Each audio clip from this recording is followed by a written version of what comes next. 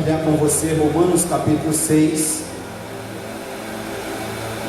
a partir do versículo 1, que diz assim: que diremos, pois? Permaneceremos no pecado para que a graça aumente? De modo nenhum. Nós que estamos mortos para o pecado, como viveremos ainda nele? Ou não sabeis que todos quanto fomos batizados em Cristo Jesus, fomos batizados na sua morte? De sorte que fomos sepultados com ele pelo batismo na morte, para que, como Cristo ressurgiu dentre os mortos, pela glória do Pai, assim andemos nós também em novidade de vida. Amém? Glória a Deus. O apóstolo Paulo convida todos nós a andar numa nova vida. A palavra de Deus convida as pessoas a andar em novidade de vida, em algo que é novo, em algo que é melhor, em algo que traz paz, traz alegria e principalmente a vida eterna.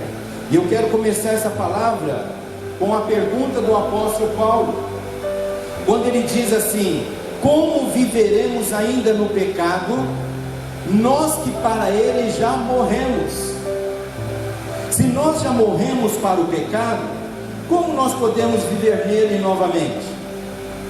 O apóstolo Paulo está colocando de uma forma enfática aos romanos que um filho verdadeiro de Deus, uma pessoa que serve ao Senhor, ele não pode mais viver debaixo do domínio do pecado.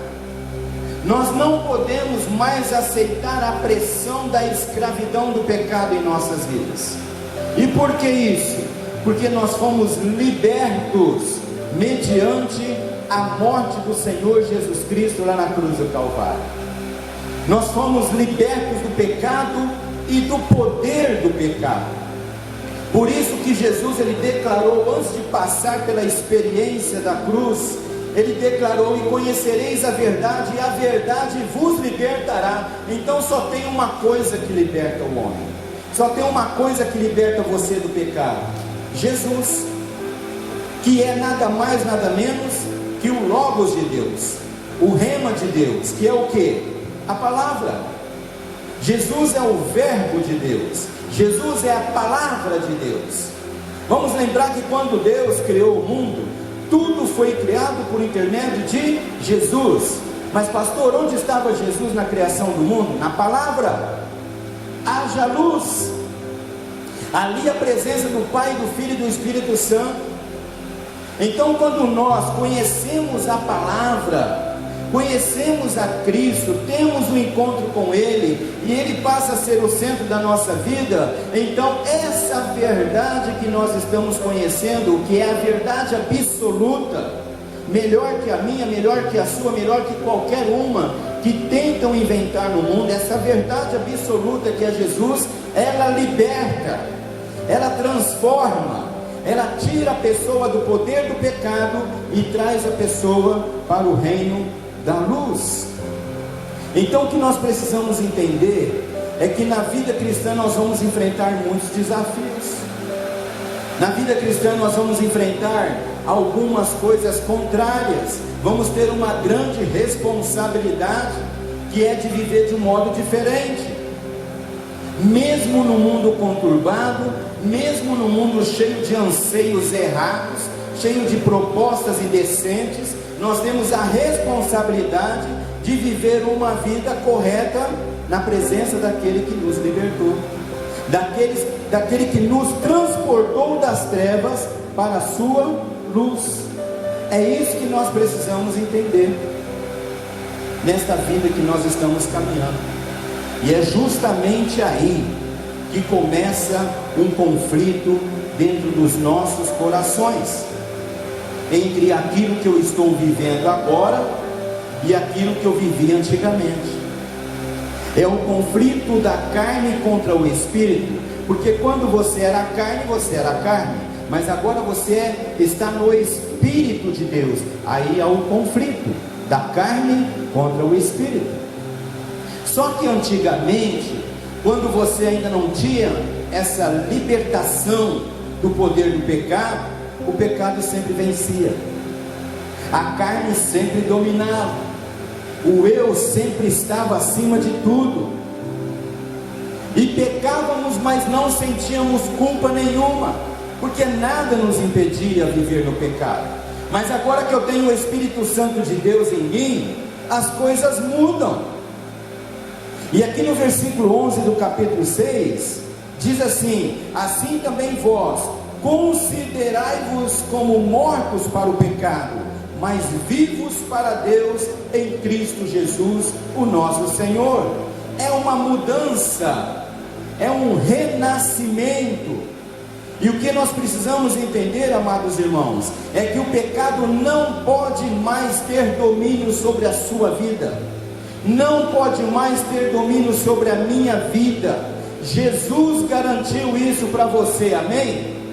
Jesus garantiu isso para o povo dele, para a igreja dele, e todos aqueles que creem nessa verdade, que querem crer em Cristo Jesus, eles têm essa certeza no seu coração. E é justamente aqui que entra o seu poder de decisão, amados. Jesus, ele já resolveu o problema do pecado. Jesus, ele já resolveu o problema do nosso passado. Jesus, ele já resolveu o problema dos nossos erros. Mas a escolha de caminhar puro e sem pecado é minha e sua. A escolha de andar no pecado ou andar na luz é nossa. A escolha de agradar o coração de Deus é minha e sua. Versículo 16 ainda do capítulo 6 diz assim: pois vocês sabem muito bem que quando se entregam a alguma pessoa para serem escravos dela, são de fato escravos dessa pessoa a quem vocês obedecem. Assim sendo, vocês podem obedecer ao pecado que produz a morte, ou pode obedecer a Deus e ser aceitos por Ele. De quem é essa decisão? De quem? Não ouvi direito, amados. Estão aqui? De quem é essa decisão? Nossa! Jesus já fez a parte dele. E quando nós erramos, não temos que culpar ninguém, não. Porque o ser humano é assim desde Adão e Eva. Adão, porque fez? Porque a Eva me deu, eu comi, comeu porque quis. Ele estava ali para guardar o jardim. Ele que usasse a autoridade dele falava: não vamos comer isso aqui. Não é? E assim o homem é. O homem peca, tem que achar um culpado. Dificilmente ele bate no peito e fala: o errado sou eu. Dificilmente.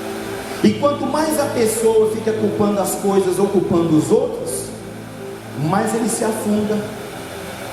Mais ele se afunda. Porque o Senhor, ele ama corações sinceros que chegam diante dele e falam: Senhor, eu sou pecador, eu preciso de ti, eu quero me entregar a ti, eu quero mudar a minha vida, eu não quero mais pecar. Porque senão as pessoas ficam: pequei porque o ambiente lá é pesado, né? Amados, o ambiente não transforma a vida de ninguém. As pessoas não transformam a vida de ninguém desde que ela não queira. Por isso que a palavra de Deus, na oração sacerdotal, Jesus orou: Pai, eu não peço que os tire do mundo, mas que os livra do mal. O Senhor está sempre nos livrando. Nós é que não percebemos e teimamos em andar nos nossos próprios caminhos. Então, amados, nós precisamos entender algumas coisas que esse texto nos diz, algumas coisas que esse texto nos faz, e eu quero compartilhar rapidamente duas com você. Que em Cristo Jesus nós podemos ter uma vida restaurada, uma vida mudada, uma vida transformada, mas não depende dele não. Ele já fez a parte dele. Depende de mim, depende de você. Porque a responsabilidade de viver livre do pecado é de cada um de nós. Aqui no versículo 18 diz assim, capítulo 6 de Romanos: Vocês foram libertados do pecado e se tornaram servos de Deus para fazer o que é direito, para andar na justiça. É para isso que o sangue de Jesus Cristo te comprou lá na cruz do Calvário. Amém? Jesus não morreu para você andar de qualquer jeito. Jesus não morreu para você andar no eu. Jesus morreu para você fazer o que é direito. Jesus morreu para que você fosse dele e agradasse a ele. Mas é você que escolhe isso: agradar a Deus ou agradar ao mundo. Mas ninguém pode fazer os dois ao mesmo tempo, porque quando agrada a Deus, desagrada o mundo. Quando agrada o mundo, desagrada a Deus. Os dois não tem como andar junto. Diga para o seu irmão: você foi liberto do pecado, meu irmão. Agora diga para ele: você foi liberto para fazer o que é direito. E agora faz uma perguntinha de questionamento para ele: por que você não faz? É fazer o que é direito. Porque Jesus, ele está aqui para restaurar as nossas vidas. Ele está aqui para nos fazer andar segundo a vontade dele. E aqui eu lembro a história de um senhorzinho que trabalhava no museu. E um dia pediram para ele fazer uma limpeza de coisas que estavam lá encostadas e fazer uma faxina no museu. E ele pegou, abriu um quartinho lá e estava cheio de coisas encostadas ali. E ele pegou um quadro que estava tudo arranhado, um quadro que estava meio opaco, sem vida. E ele pegou aquele quadro, deu uma olhada e falou: eu acho que eu posso jogar fora isso aqui. Esse quadro não, essa pintura não tem valor. Só que alguém avisou o diretor do museu que o senhorzinho da faxina estava jogando tudo fora. Aí o diretor resolveu dar uma olhada nas coisas que ele estava jogando fora. E viu esse quadro, essa pintura, e disse para ele: olha, me dá essa pintura aqui que eu vou mandar restaurar, o resto o senhor pode jogar fora. Aí ele pegou aquela pintura e chamou uma pessoa muito famosa, uma pessoa especialista em restauração de coisas antigas, de pinturas, e ele foi lá e começou aos poucos restaurar a pintura daquele quadro. E conforme ele foi trabalhando, aquele quadro foi dando a sua vida, foi passando a sua imagem, foi mostrando a real situação que ele era antes de estar tudo estragado. E aí ele foi mostrando os seus desenhos, conforme ele foi restaurando aquele quadro, quase que foi se iluminando. E quando terminou, ficou a coisa mais linda. E quando eles perceberam aquele quadro restaurado, viram a assinatura da pessoa que fez aquele quadro, e percebeu que o restaurador era filho do pintor do quadro, era filho do Criador. Então aquele filho restaurou a criação do Criador. Moral da história: Jesus veio para buscar e achar o que se havia perdido. Eu e você, todos os homens. E Jesus foi quem nos restaurou para Deus. Ou seja, o Filho nos restaurou para o Criador, na situação em que o Criador nos criou.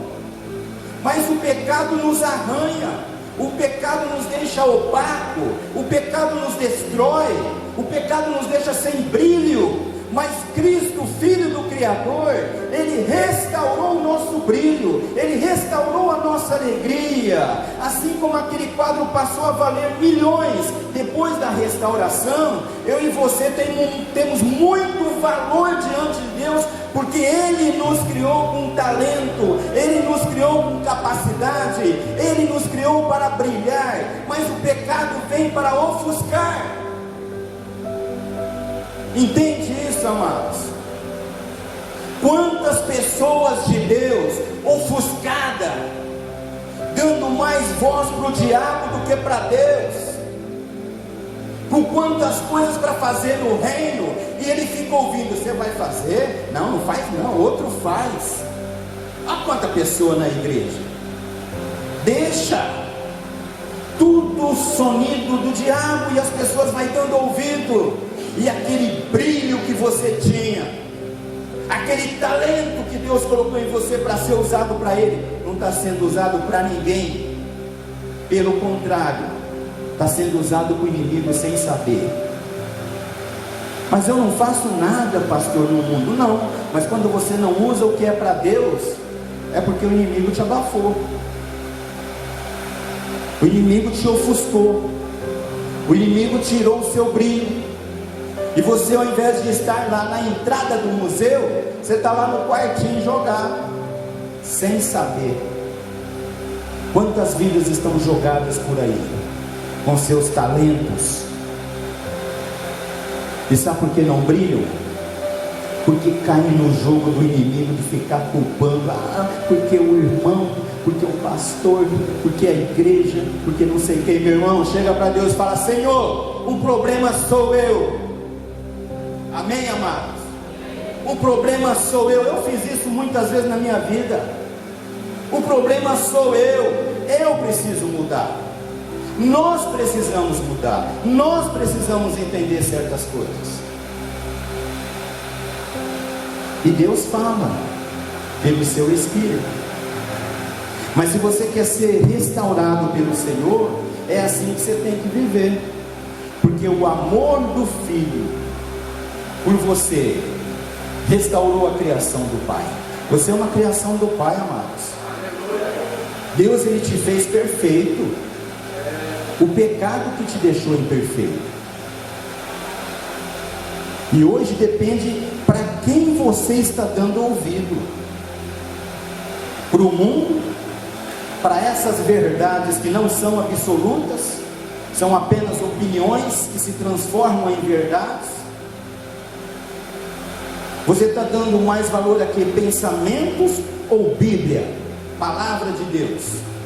Tem muitas pessoas andando por pensamentos de filósofos, cheio de filosofia, que nem ele, se você ler a história, eu já li algumas, se você ler a história de alguns filósofos, que filosofavam coisas bonitas, nem eles viveram abençoados e felizes, eram depressivos, tristes, angustiados.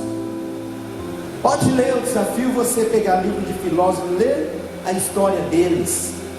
Pessoas que passavam pensamentos lindos, mas eles mesmos encharcados na bebida, na depressão, na tristeza, na angústia, porque eles queriam viver em cima do pensamento deles. E nós temos que viver em cima da palavra de Deus. É a única verdade absoluta, amado. Morra com isso aqui. Morra com isso aqui. Morra abraçado, mas não abre mão da palavra do Senhor. É a verdade que liberta, é a verdade que transforma, é a verdade que restaura. É o primeiro livro impresso no mundo, e até hoje é o mais vendido. Tem alguma coisa nisso aí, amado? Não é possível que ainda tem gente que não acredita na Bíblia. Tem alguma coisa divina nisso? Tem alguma coisa espiritual nisso? E tem gente que ainda, não, mas isso aqui era para aquela, é para hoje também, amados. Porque a palavra de Deus diz aqui, é para ontem, hoje e para sempre. E ai do dia que ela for tirada do mundo, quando começar a tribulação e a grande tribulação, pessoas vão correr atrás e não vão encontrar. Porque essa palavra só tem valor porque a igreja está aqui ainda. Mas um dia a igreja vai ser retirada. E muitos vão encontrar a Bíblia espalhada por tudo quanto é canto por aí. Sabe o que vai acontecer? Vai querer ler e não vai entender nada. É importante, amados, nós entendermos que o Senhor quer nos restaurar a cada dia. Por isso que versículo 18, mais uma vez: vocês foram libertados do pecado e se tornaram servos de Deus para fazer o que é direito. Jesus morreu na cruz do Calvário para ensinar vocês a viver na justiça. a fazer o que é certo, a fazer o que é direito. Ah, mas o coleguinha lá, ele faz isso, é legal, mas se não for direito, não faça. Amém? Se não for direito, não é de Deus. Se não estiver de acordo com a palavra, sai fora. É isso que devemos fazer, e esse deve ser o nosso comportamento. Ter a coragem de ser diferente, onde no mundo é tudo igual. Todo mundo faz, tudo é bom, tudo é maravilhoso. Vamos ver o final disso, porque a palavra de Deus diz que a diferença entre o justo e o injusto não é agora que você vai ver, mas é lá na frente. E ali nós vamos ver a diferença entre o ímpio e o justo. Vale a pena aguardar, vale a pena caminhar. Em segundo lugar, Paulo ainda nos ensina nesse texto que nós estamos mortos para o pecado. Vamos refazer a pergunta do apóstolo Paulo aqui no versículo 2. Como viveremos ainda no pecado, nós que para ele morremos? Se você já morreu com o pecado, então como viver para ele? É igual você que trabalha numa empresa e pica lá cartão na hora de entrada, pica lá cartão na hora de saída. Então você pica cartão 8 horas, aí depois você pica cartão na hora do almoço, depois volta, pica de novo. Você está dominado por aquela empresa. É natural. Natural. Ela paga o seu salário. Então você está ali, debaixo do domínio dela. Você tem horário para entrar. Começar a chegar atrasado, desconta no ordenado e às vezes perde até o emprego. O dia que você se desliga daquela empresa, aí você não tem que mais ficar picando cartão lá. Você se desligou. Assim também é a sua vida com o pecado, a sua relação com o pecado. Você está morto para ele. Você que picava cartão no pecado toda hora, você que gostava do pecado de vez em quando, agora você se demitiu, porque você encontrou Jesus, Jesus te libertou do pecado. Agora você está morto para ele. Ah, quer dizer que eu não vou pecar mais? O pecado não existe mais na minha vida? Não, o pecado existe. O pecado está aí. Nós somos falhos, nós erramos, mas o sangue de Jesus Cristo também está presente para nos purificar de todo o pecado, de toda injustiça. Basta nós reconhecermos e pedirmos perdão para o nosso Senhor. O versículo 11 do capítulo 6 diz assim: assim também vós, considerai-vos mortos para o pecado, mas vivos para Deus em Cristo Jesus. 12. Não reine, portanto, o pecado em vosso corpo mortal, de maneira que obedeçais às suas paixões. 13. Nem ofereçais cada um dos membros do seu corpo ao pecado como instrumento de iniquidade.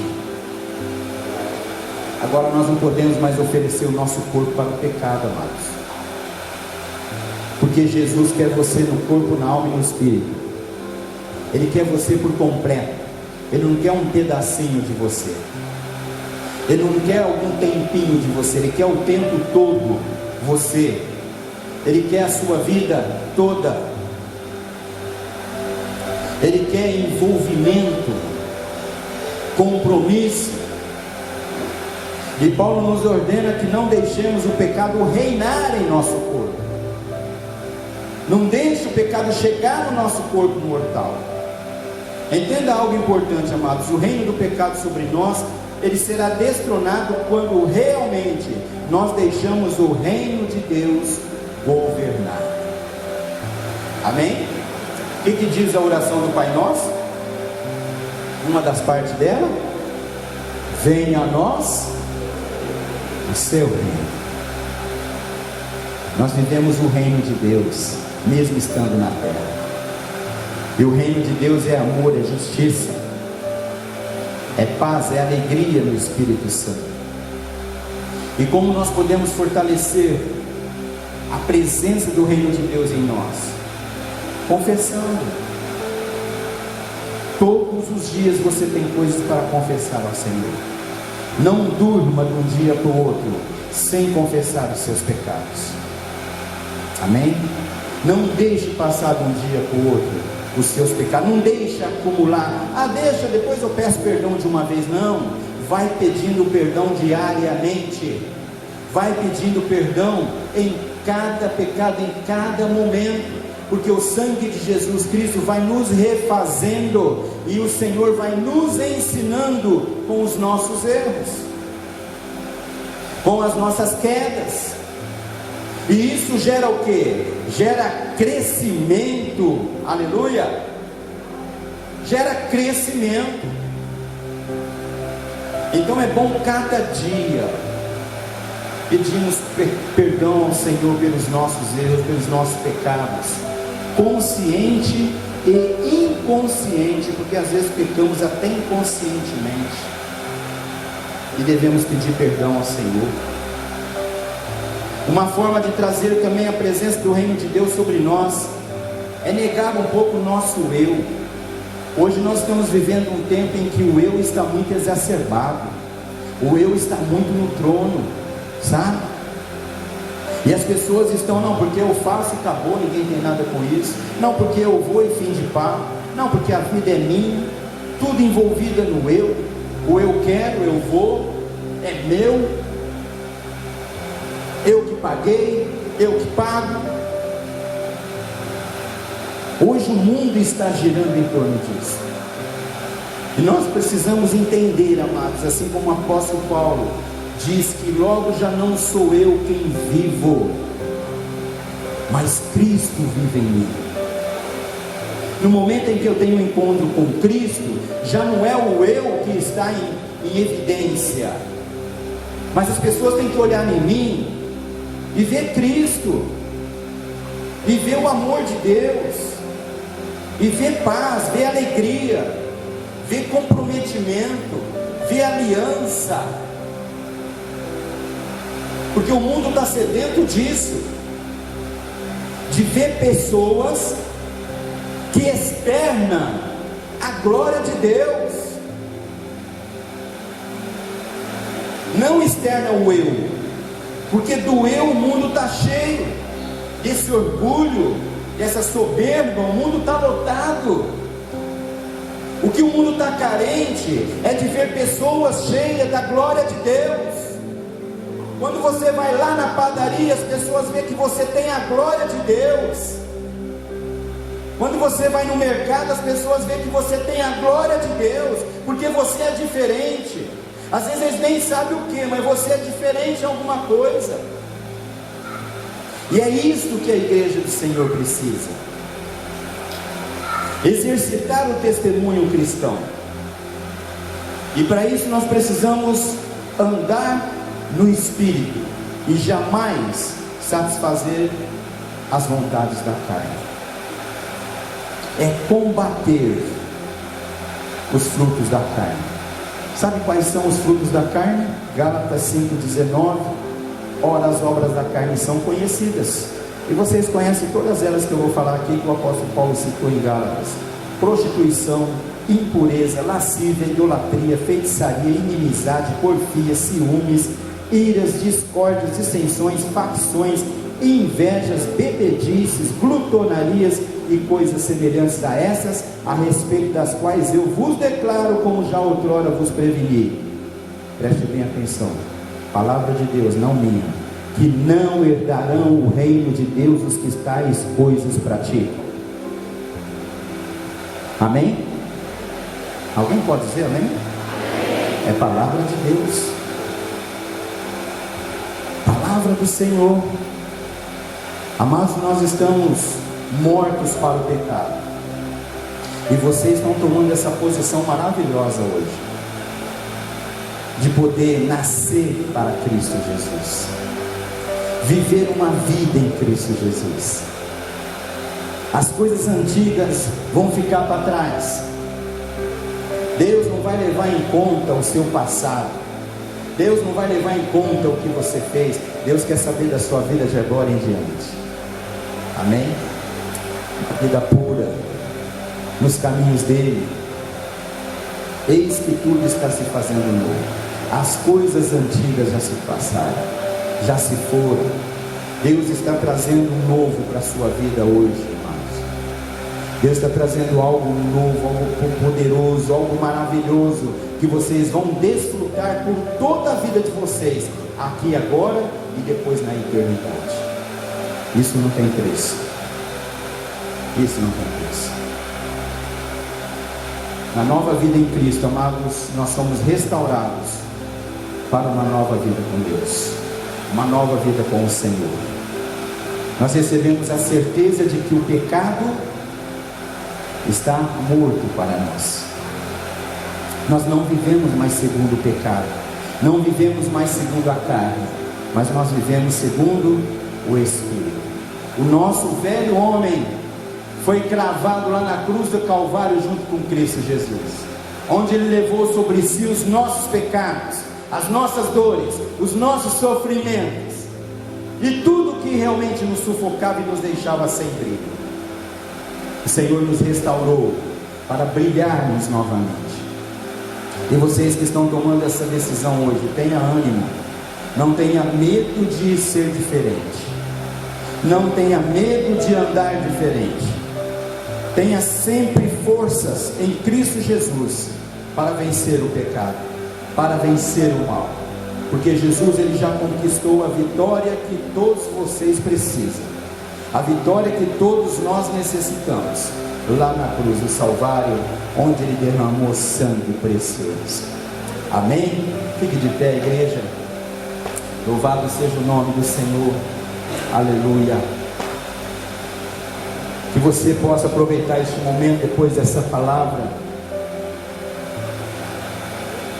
e possa sondar o seu coração, sondar o seu interior, porque talvez você tenha agradado mais o mundo do que a Deus, e às vezes isso acontece até sem pensar, amados. A gente vai pegando um caminho que vai virando normalidade, e essa normalidade acaba se tornando uma coisa natural. Sabe aquela pessoa que começa a beber e vira um alcoólatra, e só ele acha que não é um alcoólatra? É mais ou menos assim, para ele é natural, mas todo mundo vê, olha, você precisa trair, ele fica bravo quando fala. É uma coisa natural, o pecado vai entrando na vida das pessoas, vai secando o entendimento das pessoas, e as pessoas vão fazendo o erro como se fosse uma coisa natural na vida dele. Por isso que quando você fala para ele, porque você acha um absurdo, irmão, mas você está fazendo isso, ele fica assim, ó, mas o que tem? Não tem problema nenhum, porque para ele é normal, para ele é natural. O pecado contaminou, ele tirou o brilho dele, como aquele quadro que valia milhões, mas estava lá entre os destroços do museu, colocado num canto. Ali estava acomodado, não sou mais nada, sou um quadro aqui apodrecido, um quadro sem brilho. Mas quando foi permitido que alguém trabalhasse naquela pintura, voltou o brilho, voltou a luz, voltou o valor de milhões que ele valia. E talvez o pecado tenha tirado o seu brilho. O que você tem feito, por exemplo, com os seus dons? O que você tem feito no reino de Deus, de valoroso, em que você pode falar assim, eu graças a Deus no reino de Deus eu faço isso? O que você está fazendo? Porque às vezes a pessoa pensa, não, mas eu vou na igreja, amados. Nós não fomos chamados apenas para ir na igreja, você entende isso? São coisas que a gente sempre passa, principalmente nas aberturas do culto, sempre falei. A gente não vai na igreja para ser consumidor, não é? Como é a palavra que usa agora na atualidade. Se você é consumidor, está tudo errado. Você tem que fazer alguma coisa. Você tem que oferecer alguma coisa, até num culto. Eu vou no culto buscar uma bênção. Não, você vai no culto para abençoar. até mesmo o coração de Deus, com o seu canto, com o seu louvor, com a sua adoração, com a sua oferta generosa, com seus dízimos, com o que você tem, com o que você é. Nós não podemos ser apenas consumidor, não podemos ser apenas receptores, mas a palavra de Deus nos chama para transbordar, e esse transbordar é que vamos alcançar quem está do nosso lado. Feche os seus olhos e deixe o Espírito Santo falar ao seu coração. Talvez ele já tenha falado um tempo e você não tenha dado ouvido. Cuidado. Talvez ele tenha falado já, tocado a sua alma. Talvez ele tenha dito para você: olha, você está meio parado, olha, está na hora de você fazer alguma coisinha. Olha, eu te coloquei esse dom para você usar. Olha, você sabe fazer isso, não fica falando que você não sabe. Olha, você tem condições de fazer isso, não fica declinando e dando desculpa.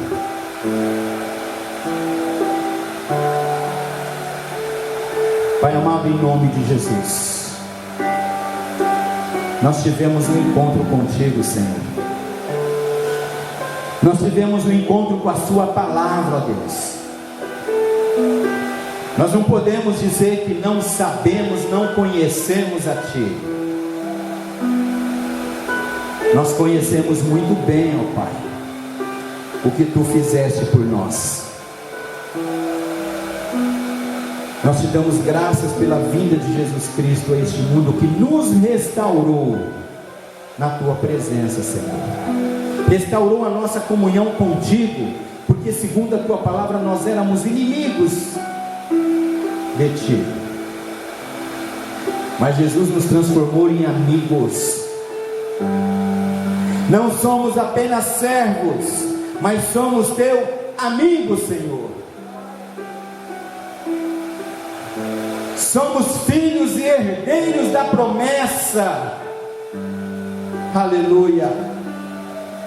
Oh Deus, que nós possamos nesta manhã rever, ó Pai, as nossas vidas, os nossos conceitos, rever a nossa maneira de agir, a nossa maneira de pensar,